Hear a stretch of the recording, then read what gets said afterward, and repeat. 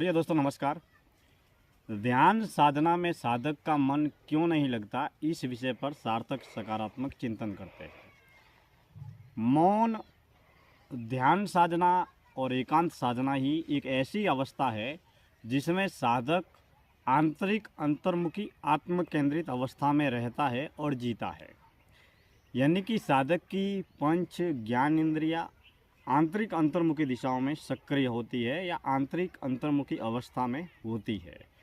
ध्यान की अवस्था में, मौन की अवस्था में, एकांत साधना की अवस्था में साधक पूर्ण रूप से मौन रहता है, आंतरिक आत्म केंद्रित जीवन जीता है।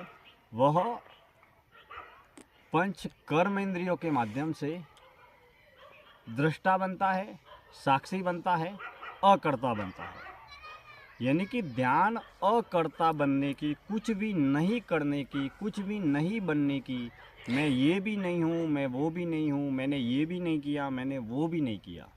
यानी कि तमाम तरीके के अहंकार से मुक्त होकर शून्य की अवस्था की ओर बढ़ने की, मौन रहने की, मुक्त जीने की और मुक्ति की ओर बढ़ने की एक यात्रा है, जो व्यक्तिगत यात्रा है, एक अकेले साधक की यात्रा है और ध्यान भीतर की यात्रा है।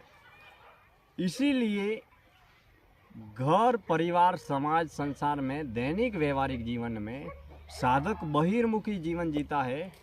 उसकी ज्ञानेंद्रिया, कर्मेंद्रिया, देह, मन, वचन, कर्म के जरिए बाहरी बहिर्मुखी दिशाओं में सक्रिय रहता है। अब घर, परिवार, समाज, संसार के समस्त कर्म, कर्तव्य का किरदार अदा करने के लिए हमें पंच ज्ञानेंद्रियों को, पंच कर्मेंद्रियों को कर्म के कर्म योग में तल्लीन रखना पड़ेगा। दैनिक व्यवहारिक जीवन में हमें बाहर दौड़ना है, भागना है, भटकना है, बोलना है, मिलना है, तमाम तरीके के दैनिक व्यवहारिक जीवन करने हैं, जहाँ पर हम किसी व्यक्ति से जुड़े हैं, मित्रों से जुड़े हैं, दोस्तों से जुड़े हैं, समाज से जुड़े हैं, रिश्तेदारों से जुड़े हैं, पड़ोसियों से जुड़े हैं, भीड़ मेले बाजार से जुड़े हैं, परिवार से जुड़े हैं, व्यापार से जुड़े हैं। यानी कि हमारे देह की, मन की, वचन की, क्रिया की संपूर्ण ऊर्जा पंच ज्ञान इंद्रियों के माध्यम से बाहरी बहिर्मुखी दिशाओं में सक्रिय रहती है। लेकिन ध्यान एक ऐसी अवस्था है जो आंतरिक अंतर्मुखी अवस्था है। घर, परिवार, समाज, संसार के कार्य करने में हम हमेशा कुछ न कुछ करते रहते हैं।